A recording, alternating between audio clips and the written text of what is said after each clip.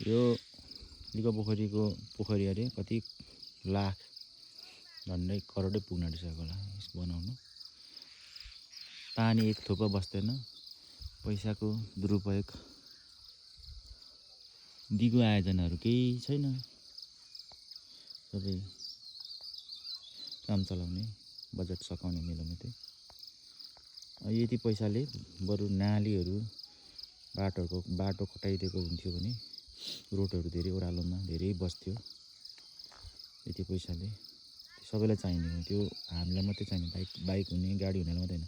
जो बिरामी हुन्छ यहाँ बर्खायाममा एम्बुलेन्स गाडीमा बोकेर लानुलाई बाटो हुँदैन।